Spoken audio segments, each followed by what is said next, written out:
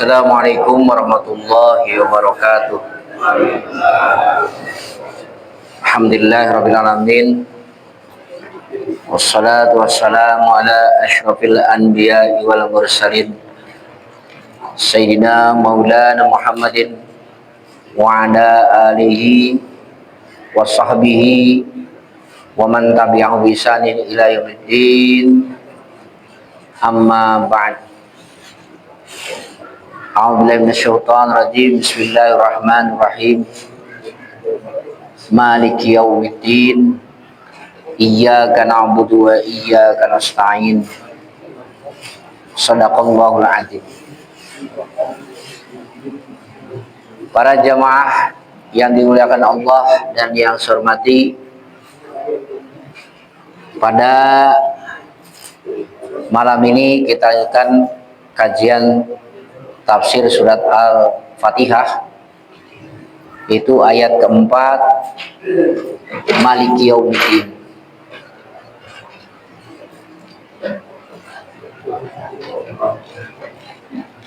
Di dalam ayat Maliki Yaumiddin ini ada yang membaca dengan panjang, yaitu Maliki Yaumiddin.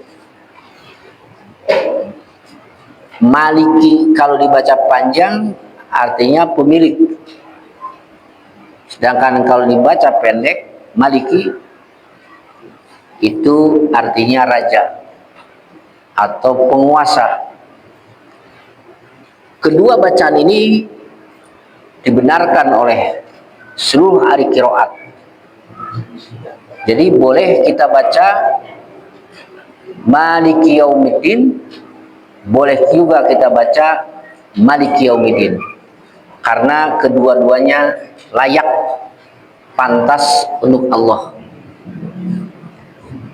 Nah, kemudian yaum itu hari. Sementara yang berikutnya adalah kalimat din. Din ini banyak sekali artinya. Ada din itu agama yang kita ketahui, syariat.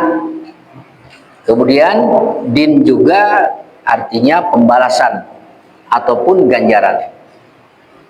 Jadi kalau melihat kepada arti-arti din tersebut, para ulama tafsir memaknai din di sini adalah pembalasan. Jadi kalau digabung artinya Maliki Yaumiddin, raja hari pembalasan ataupun pemilik hari pembalasan. Para hadirin rahimakumullah, Maliki Yaumiddin ini merupakan sifat bagi Allah yang diletakkan setelah Ar-Rahman Ar-Rahim.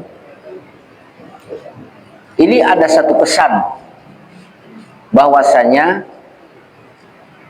Allah itu di samping Maha Pengasih dan Maha Penyayang, tapi juga Dia yang akan membuat perhitungan, yang akan membuat balasan pada hari yang sudah ditentukan. Ini memberikan pesan pula kepada kita bahwasanya kita ini harus menyeimbangkan antara roja, harapan, dan juga harus disertai dengan khauf, rasa takut kepada Allah. Harapan kalau kita beramal bahwa kita akan mendapatkan pahala dengan Ar-Rahman Ar-Rahim, tetapi juga harus diimbangi dengan rasa khauf, rasa takut kepada Allah, yaitu pada kalimat Maliki Yaumiddin. Jadi ketika mau dan sedang atau telah berbuat maksiat, ada yang lugur, jangan maksiat terus atuh. Tenanglah, Allah Ar-Rahman Ar-Rahim, pengasih penyayang. Terus saja yang dilihat Rahman Rahim ya Allah. Makanya dilanjutkan kalimat berikutnya, ingat Maliki Yaumiddin. Jangan hanya memandang Rahman Rahim ya Allah. Allah itu pemilik hari pembalasan. Artinya apapun yang dilakukan ada perhitungannya. Faman ya'mal misqala dzarratin khairan yarah wa may ya'mal misqala dzarratin syarran yarah. Nah, jadi oleh karena itu, maka dengan Malik Yaumiddin tersebut, seseorang akan memiliki satu rem ataupun kendali, jadi tidak akan kebablasan dalam menyikapi Rahman dan Rahim. Para hadirin rahimakumullah, nah itu sekelumit tentang Malik Yaumiddin, yaitu Allah sebagai pemilik, Allah sebagai penguasa pada hari pembalasan. Para hadirin rahimakumullah, ya. Nah, kemudian dari Malik Yaumiddin ini, ya, dilanjutkan dengan ayat berikutnya. Sebelum ayat berikutnya, kita melihat apa pentingnya hari pembalasan tersebut.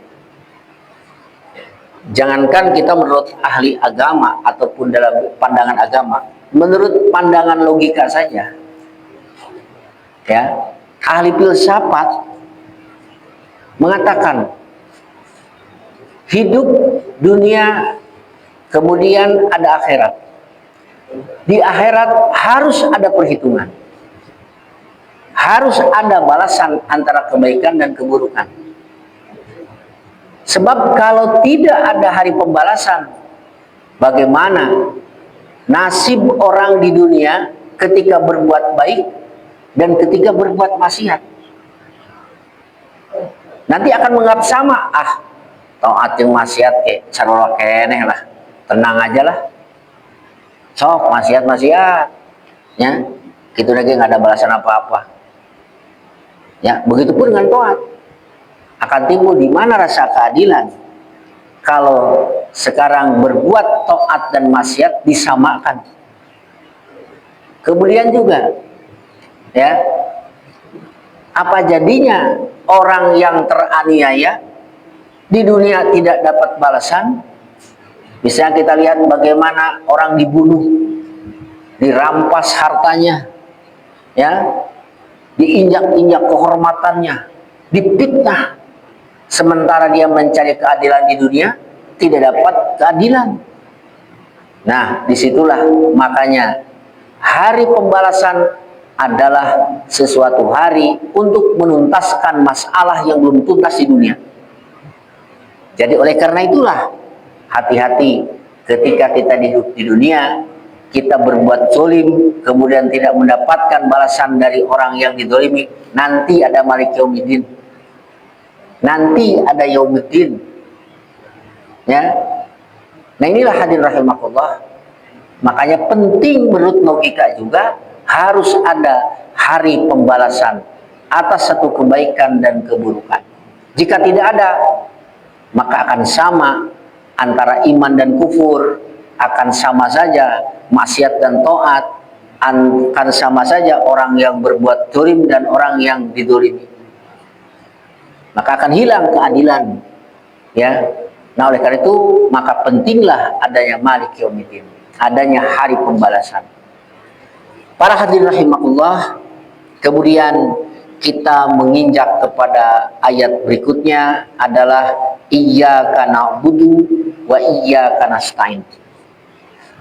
Kalau kita perhatikan dari ayat 1, 2, dan 3 sampai 4, itu merupakan ayat-ayat yang berhubungan dengan sifat-sifat Allah. Ya, sesuai dengan hadis, Fatihah ini dibagi 3. Ya, ada khusus untuk Allah, yaitu ayat pertama, kedua, ketiga, dan keempat sampai Malik Yaumiddin tadi itu membicarakan tentang hak-hak Allah, sifat-sifat Allah. Kemudian nanti ada yang membicarakan Fatihah ini hak untuk manusia. Dari mana? Dari ihdinas siratal mustaqim. Ada untuk kedua belah pihak, untuk Allah dan untuk makhluk, yaitu ayat kelima ini, iyyaka na'budu wa iyyaka nasta'in. Nah, para hadirin rahimakumullah, ayat iyyaka na'budu wa iyyaka nasta'in sering diterjemahkan hanya kepadamu na'budu kami nyembah, wa iyyaka nasta'in, dan hanya kepadamu kami minta pertolongan. Apa kesan yang dapat kita petik daripada iyyaka na'budu wa iyyaka nasta'in? Kalau melihat dari struktur kata, menurut grammar bahasa Arab, tata bahasa Arab, iyyaka itu posisinya sebagai objek. Dalam kalimat kan kita pernah belajar ada subjek, ada predikat, ada objek. Kalau susunan normalnya, kalimatnya saya menyembah engkau, kami menyembah engkau. Saya atau kami subjeknya, menyembah predikatnya, sementara engkau menjadi objek. Itu kalimat yang lumrah. Kalau diterjemahkan dalam bahasa Arab, na'buduka, kami menyembah engkau. Tapi di sini objeknya, engkaunya itu didahulukan. Ya, dari ka menjadi iyyaka. Ya. Apa bedanya? Sangat beda sekali kesan dan pesannya. Ya. Kami menyembah engkau dengan kepada engkau kami menyembah. Ini beda. Contoh saja dalam bahasa Indonesia. Kita sampaikan kepada istri, saya sayang kamu. Dengan kamu saya sayang. Artinya kalau saya sayang kamu, ada kemungkinan yang lain juga disayang. Tetapi kalau kalimat kamu saya sayang, itu memberikan pesan hanya kepada engkau saya sayang. Gak ada yang lain. Itu struktur kata dalam bahasa Indonesia, bahasa Arab. Nah, bahasa Arab pun demikian. Jadi mana iyyaka ini makna arti hanya engkaulah. Na'budu yang kami sembah. Tidak ada yang lain. Wa iyyaka nasta'in, hanya engkaulah ya yang kami mintai pertolongan. Itu pesan daripada iyyaka pada kalimat na'budu dan wa iyyaka nasta'in yang iyyaka yang ada pada kalimat nasta'in. Nah, para hadirin rahimakumullah, banyak sekali pelajaran yang kita ketik daripada iyyaka na'budu wa iyyaka nasta'in. Ya. Yang pertama tadi pendahuluan kalimat iyyaka, kemudian didahulukan oleh na'budu. Wa iyyaka nasta'in. Kita bahas na'budu. Apa sih na'budu itu? Na'budu itu dari abada ya'budu ibadah. Singkatnya na'budu itu ibadah. Ibadah itu diterjemahkan dengan menyembah. Nah, para hadirin rahimakumullah, seseorang dikatakan abdi negara. Bapak-bapak khususnya, kita mendengar abdi negara. Itu abdi itu berasal dari kalimat abd. Abdun. Ya kalau kita lihat kan, sebagaimana kalian sampaikan, Abdullah, hamba Allah, abdinya Allah. Nah, rumusnya sebagai abdu, ya dalam bahasa Arab menurut Syekh Fahruddin Ar-Razi, seseorang dikatakan abdu, hamba. Ya, dulu di zaman Nabi masih ada yang disebut dengan abdun wa amatun. Abdun itu hamba sahaya, budak belian. Artinya fisiknya manusia, tapi statusnya adalah seperti benda, bisa dijual belikan, bisa dihibahkan, bisa diwariskan. Sekarang sudah tidak ada lagi. Nah, statusnya abdu, hamba itu, ya, dia disebut seorang hamba. Satu, dia tidak merasa memiliki apa-apa. Makanya harta yang dimiliki oleh seorang abdu, ya, dalam dunia perbudakan gitu ya, ada sayyid dan abdu, dia sekalipun punya apa-apa itu diambil, nggak punya hak apa-apa. Yang kedua, seorang abdi itu melakukan sesuatu perbuatan sebenar, sebaik dan sebagus mungkin untuk tuannya. Itu definisi abdu. Ya. Satu, dua, dan ketika seseorang ya seorang abdi itu berusaha untuk mencari ridhonya dari sang tuan. Nah, begitupun ketika kita sekarang ibadah kepada Allah, maka tiga unsur tadi. Pertama, saya tidak memiliki apa-apa. Inna lillahi wa inna ilaihi raji'un. Karena mau tuanya inna lillahi, sesungguhnya kita milik Allah. Ya. badan, semua harta juga itu milik Allah, artinya titipan dari Allah. Kemudian yang berikutnya, yang kedua, segala usaha diupayakan benar, baik dan bagus, ya, sesuai dengan aturan tuannya. Nah, kalau kita ibadah berarti sesuai dengan aturan Allah. Dan yang ketiga yang dicari adalah ridhonya.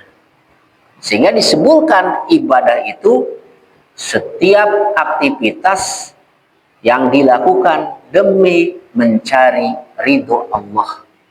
Sehingga masuk ke dalam radhiyallahu anhum. Itu ibadah.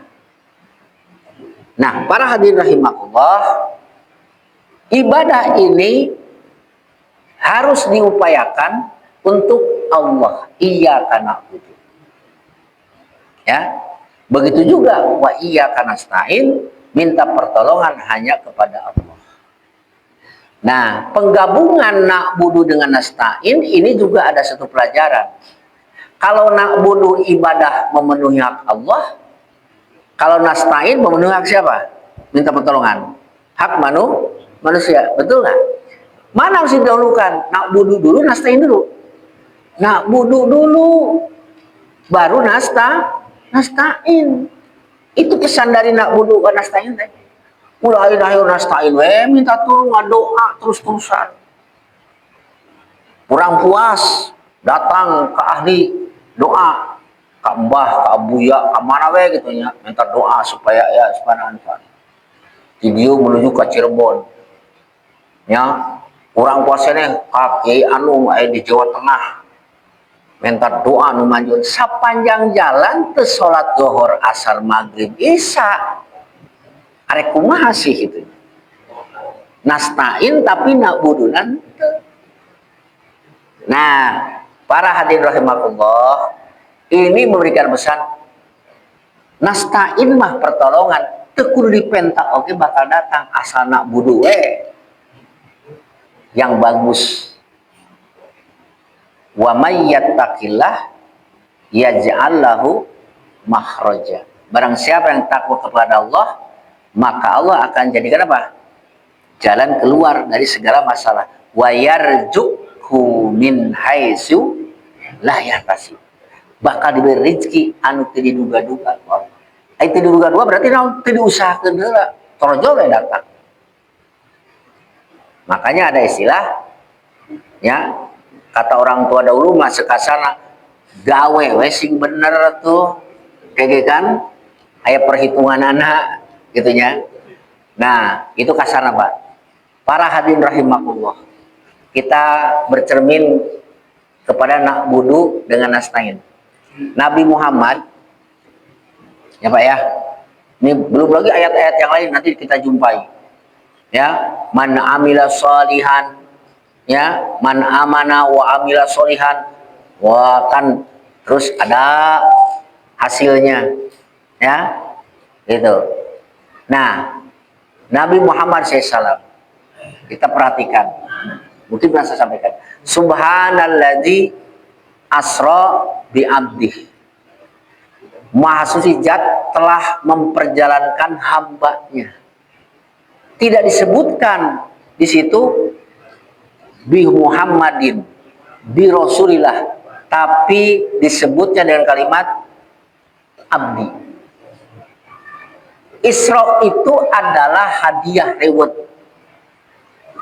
ya, mujizat kedua setelah Quran yang diberikan oleh Allah kepada Nabi Muhammad SAW, melintasi batas waktu dan tempat yang menurut adat kebiasaan tidak akan bisa terjangkau. Dalam kurang satu hari bisa menempuh perjalanan mungkin jutaan kilometer. Itu kan luar biasa. Nah, apa yang menjadikan Nabi Muhammad itu sampai diisrokan? Eta biabdihi, ya, biabdihi heula kakarap we asro. Sehingga saya suka banyak bisa tuh orangnya diisrokeun kalau ditaikeun posisi sehingga diberikan apa? Kalau Nabi mujizat, kalau kita mah naon meureun? Ya, manusia biasa mah maunah pertolongan, karomah maunah sok we. Dengan apa dulu? Sing bi abdi we. Nak budu aja dulu. Nanti nasta'in mah dengan sendirinya itu akan datang. Para hadirin rahimakumullah. Kadang-kadang tidak diminta kayak trojol we nasta'in mendatang. Nah, jadi oleh karena itu ini merupakan satu hal yang sangat penting sekali bagi kita adalah kita nak budu dulu, kemudian baru nanti nasta'in kita usahakan, dan tanpa diusahakan pertolongan Allah akan datang kepada kita. Makanya hadirin rahimakumullah kita sering mendengar inayatullah. Ya, ada sunatullah, ada inayatullah. Hari sunatullah mah ya model kira di mana-mana kena air, badan kena api panas, itu sunatullah. Tapi saya teman cenah tina naon, gitunya, itu inayatullah. Nah, para hadirin rahimakumullah. Jadi inayatullah itu sesuatu pertolongan dari Allah, ya, yang kadang-kadang tidak diduga datang kepada kita. Kemudian, ya, ada yang perlu kita ketahui juga dari na'budu. Na'budu itu bentuknya jamak. Jamak di sini ya kami. Nasta'in juga kami. Apa salah satu hikmah daripada na'budu dan nasta'in menggunakan kalimat jamak kami, tidak dengan saya? Ini satu hal yang perlu diketahui, bahwasanya ibadah itu perlu kebersamaan. Ibadah itu tidak bisa ya rata-rata berdiri sendiri tanpa yang lain. Ada peran orang lain untuk merealisasikan satu ibadah. Bahkan orang lainnya pun bisa jadi bukan hanya orang muslim yang mendukung ibadah kita, tetapi juga non muslim bisa ikut berperan yang tanpa kita sadari. Misal kita sholat, ini juga menggunakan sarung dan juga apa? Baju. Dari mana itu? Dari kain. Kain dari mana? Dari benang. Siapa yang bikinnya? Pabriknya. Oh, ternyata Liberty. Liberty itu punya orang India. Orang India naon? Hindu. Sritek. Oh, Sritek udah iya. Oh, gitu. Itu punya siapa? Nah, ada peran dalam rangka merasakan na'budu ibadah. Ya. Arah kiblat, ada peran orang lain. Saya dibikin kompas. Dan kita tuh untuk menentukan kiblat ke mananya? Atau di kompasan. Ya, 26 derajat dari mana? Dari barat menuju utara. Ya, di HP kayak jam tangan juga sekarang mungkin ada kompasan. Ini arah kiblat misalnya. Ada peran orang lain. Ya, satu itu sholat, contoh. Kemudian juga puasa, mau puasa. Banyak yang berperan untuk menentukan untuk puasa Ramadan. Siapa? Ahli hisab, ahli ru'yat. Ya, dia meneropong. Teropong buatan saya. Yakin buat orang muslim? Saya pernah dulu waktu di Pelabuhan Ratu belajar meru'yah itu pakai teodolit. Alatnya seperti 2 meter. Tinggal oh iya, kelihatan tuh bisa. Ada peran orang lain, Pak. Termasuk ketika kita zakat pertanian. Lu punya sawah 10 hektar. Ya, itu turun-turun acan. Kau mau tuh tandur ngaramet mah. Ya, Pak? Betul nggak? Ada orang lain yang berperan. Ya, orang-orang miskin punten anu tandur nu ngaramet nu digaji ngan suku 50.000 di jam 7 sampai ke jam 3. Ya, hasil panen 10 ton, 1 ton dijakatkeun. Ada yang lain na'budu. Haji, apalagi haji. Ya, Pak Haji Dede kan beri angkat usahanya stage, ya, angkat. Aya nu ngurus. Saya nu ngurus tak kamanag. Engke teh ku Pemda disediakeun bus. Diantarkan ke polisi, kalau itu dikawal ke mana? Ke Bekasi. Di Bekasi dikawal deui ke mana? Ke bandara. Di bandara naik pesawat. Pesawatnya Saudi Arabia Boeing 747. Eta Boeing buatan saha? tuh kan, buatan Amerika, bikinnya ke Yahudi tah, ya kadang-kadang pilot lagi non Muslim, ya nganterkeun ka mana ka Jeddah, nah Jeddah mah bebas boleh dimasuki oleh non Muslim. Nah di sini Bapak sekalian, dari na'budu itu berarti untuk proses ibadah ada peran orang lain yang membantu kepada kita. Nah kemudian juga ibadah, contoh lagi sholat. Kita kembali sholat.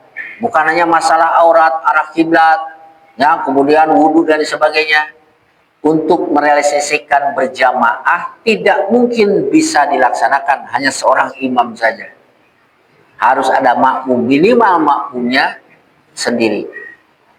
Kemudian sholat Jumat tidak sah, makanya apalagi sholat Jumat tidak sah sholat Jumat kalau tidak diberjamaahkan. Sahnya sholat Jumat itu berjamaah. Makanya imam harus niat imaman. Makmum apalagi harus makmuman. Kalau makmum niat jadi makmum, imam tidak niat jadi imam, tidak sah sholat berjamaah Jumatnya. Jadi na'budu perlu peran orang lain.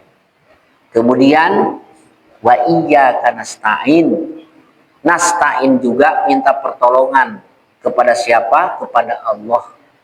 Ketika minta pertolongan juga, doa itu sebaiknya tidak hanya sendiri, tapi ada orang lain yang mengamini doa kita. Ya, makanya di dalam Quran sering kita jumpai kalimat Rabbana wasrif anna, menggunakan kalimat jamak. Rabbana hablana min ajwajina wa dzurriyyatina qurrata ayun waj'al muttaqina imama. Tadi saya baca doa Rabbana srif anna adzaba jahannama. Terus Rabbana anzil alaina maidatan, ya. Itu doa pun menggunakan kalimat umum. Berarti bahwasanya pertolongan itu pun harus diupayakan bersama-sama. Nah, para hadirin rahimakumullah, itu pesan daripada nasta'in. Nah, kemudian ya, dari kalimat na'budu dengan nasta'in juga masih ada satu pelajaran, bahwasanya kalau kita gabungkan dengan kalimat sebelumnya seolah-olah begini. Ya Allah, Engkau adalah yang Maha Pengasih Penyayang. Engkau yang terpuji, Engkau yang mengurus alam ini, Engkau pemilik, ya, hari pembalasan dan raja hari pembalasan. Maka oleh karena itu kami hanya menyembah kepada Engkau. Jadi ada hubungannya ayat pertama dengan ayat berikutnya. Kemudian juga dari kalimat na'budu ini memberikan pesan juga. Kalau ayat pertama, kedua, ketiga itu membicarakan ayat-ayat yang berhubungan dengan sifat Allah, na'budu adalah ibadah. Bahwasanya pesannya ketika kita akan ibadah, ya, maka harus terlebih dahulu mengenal siapa yang diibadahi oleh kita. Ya. Makanya dengan ayat 1, 2, 3, 4 kita diajak untuk mengenal. Ya, nurek ibadahan teh Allah jenenganana. Sifatna Rahman Rahim. Rabbil alamin, anu ngurus alam, anu malik yaumidin, sebagai pemilik raja hari pembalasan. Ini berarti sangat penting sekali bahwasanya seseorang harus ketika akan ibadah kepada Allah, maka harus terlebih dahulu mengenal dulu Allah. Mengenal sifat-sifat Allah, mengenal nama-nama Allah, dan mengenal perbuatan Allah. Yang nantinya ketika orang sudah kenal kepada Allah, maka ibadahnya pun tidak asal-asalan, tapi justru ibadahnya akan disertai dengan kehusuan, disertai dengan penghormatan yang luar biasa. Ya Pak, pengalaman Abdi Pak ini ya.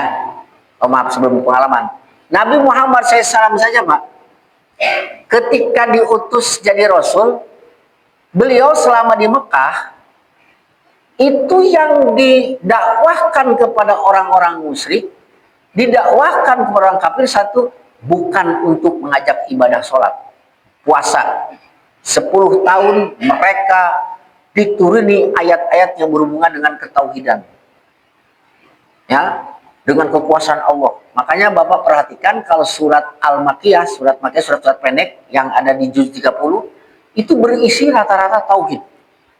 Hari pembalasan terus dibicarakan tentang itu.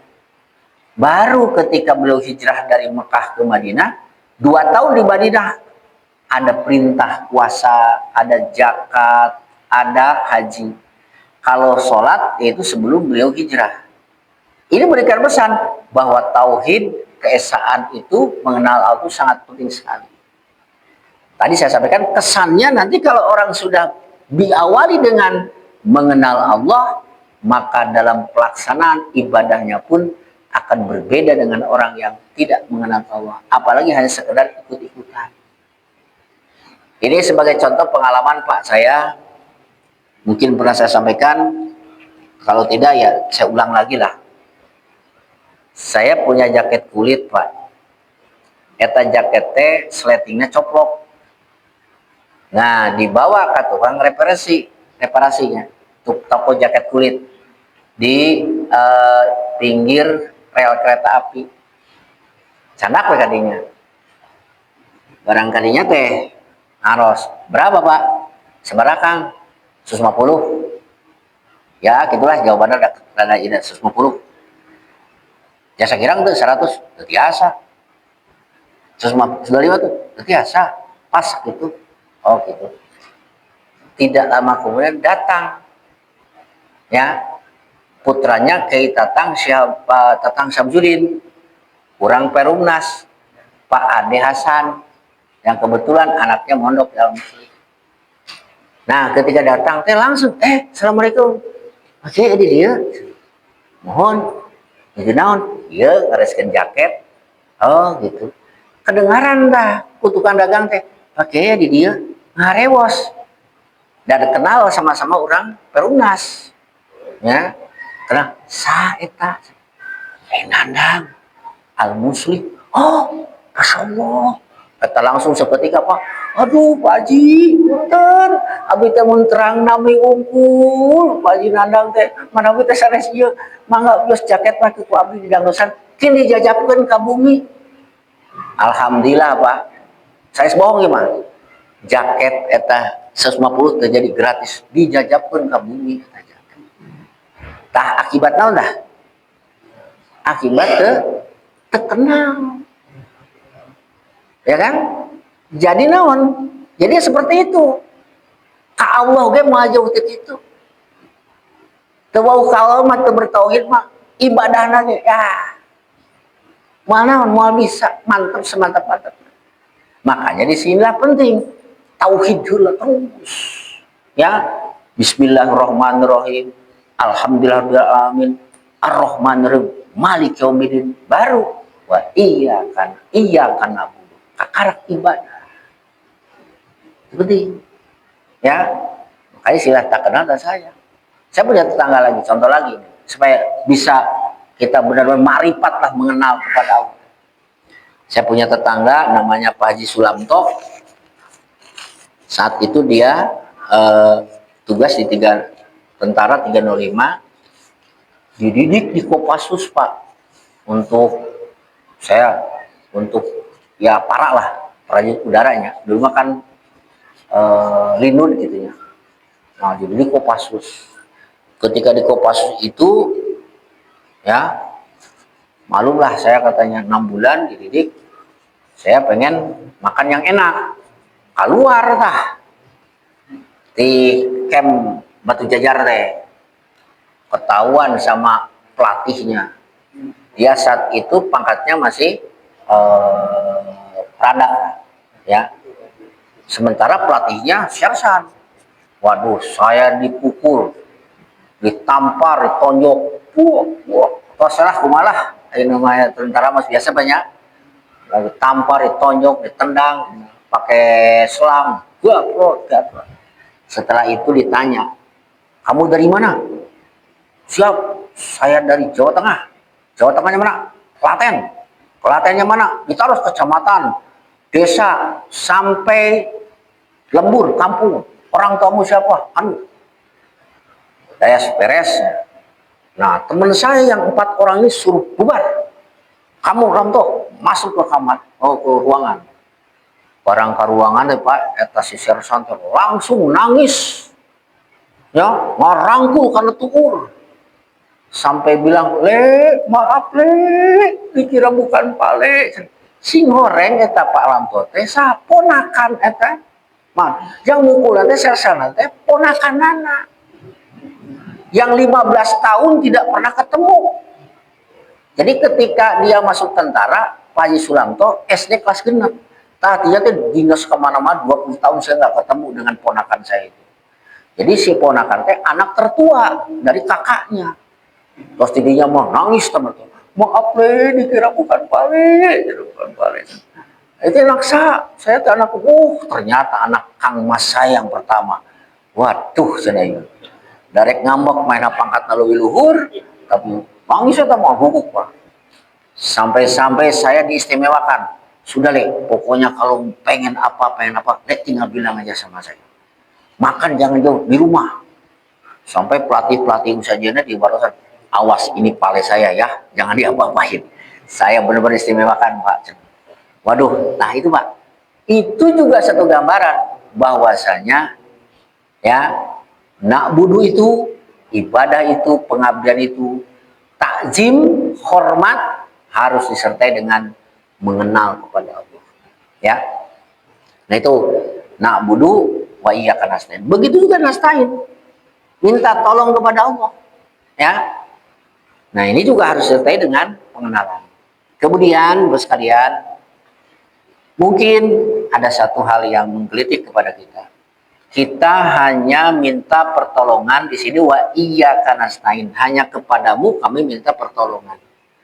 Bagaimana dengan ayat ta'awanu alal birri wat taqwa, saling tolong menolonglah antara kebaikan dan ketakwaan.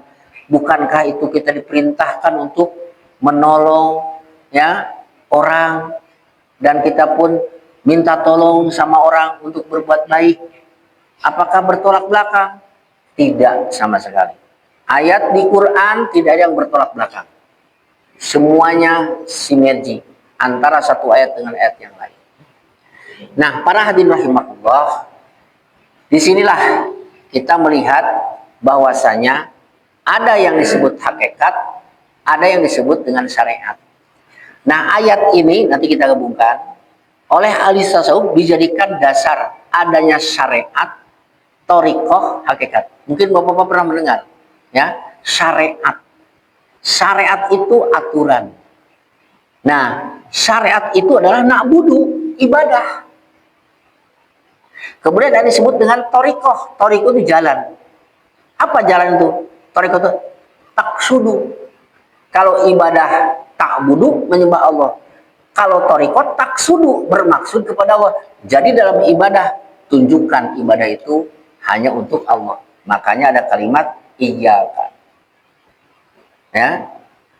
Ada yang terakhir dengan disebut hakikat. Nah, hakikat itu apa? Antashhadallah, antusyahidallah, kau menyaksikan Allah. Jadi, kalau digabungkan bahwasanya kita ibadah itu harus senantiasa minta tolong ke Allah. Atau dengan kata lain, ketika kita ibadah hasilnya tidaknya itu ibadah karena pertolongan Allah. Makanya disebutlah dengan musyahadah. Kasih kesananya thariqah, hakikat. Nah, dengan demikian bahwasanya kita ini perlu syariat, perlu thariqah, perlu juga hakikat. Ya. Dan dalam kehidupan sehari-hari pun tidak lepas daripada itu, Pak. Di Quran pun banyak ayat memerintahkan bahwa kita itu untuk melakukan syariat, usaha. Contohlah ayat nanti akan ketemu di dalam surat Al-Baqarah, ini masih lama. Ketika kaum Nabi Musa minta kepada Allah agar dituruni hujan atau air pada kepanasan. Wa idistasqa Musa liqaumihi. Ketika Musa minta kepada Allah agar dikirimi air. Kumatah Allah langsung tuh ngirimkeun cai, rot hujan dari atas. Tidak, Pak. Tapi Allah idrib bi asokal hajar. Ya kan? Pukullah batu itu dengan tongkatmu. Jadi suruh naon? Suruh nyareat lah. Pukulkeun. Pan pajarot min husnata asrotan. Kemudian keluarlah 12 sumber mata air. Kawasa itu Allah nurunkeun cai langsung. Kawasa sangat mudah, tapi Allah nyuruh bersyariatul dengan apa? Batu. Mukulkeun tongkat kana batu. Menyeberangi lautan yang begitu luas. Kawasan Allah tinggal braekeun gitu. Tapi Nabi Musa disuruh apa? Pukulkeun tongkat. Ya. Brai, keluar langsung nyebrang. Hiji deui singkat cerita. Nah, begitu juga dengan wa iyyaka nasta'in. Ini tidak bertolak belakang ketika kita minta tolong sama orang lain dengan ayat hanya kepadamu kami minta pertolongan. Artinya hakikatnya hanya kepada Allah, tapi bukan berarti mengabaikan syariat untuk minta tolong dengan sesama. Ya, para hadirin rahimakumullah. Nah, termasuk juga orang sakit berobat ke dokter.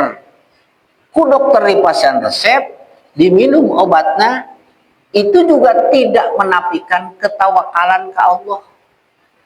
Tidak menafikan wa iyyaka nasta'in. Ya, kenapa demikian? Karena Nabi pun berobat, ya, karena sahabat pun berobat, sehingga ada obat yang harus dipakai oleh Nabi, dia ada habbatus sauda, ya, ada tibun nabawi, pengobatan ala Nabi, berobat tetap, ya. Jadi iyyaka na'budu wa iyyaka nasta'in. Nah, ini tidak menafikan seseorang untuk berusaha untuk mencari sebab. Ya, pada intinya pertolongan itu datang dari Allah.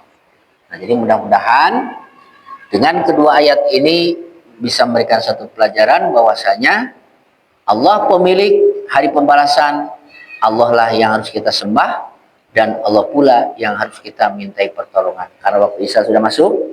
Allahumma fiqh ila mutarik. Wassalamualaikum warahmatullahi wabarakatuh.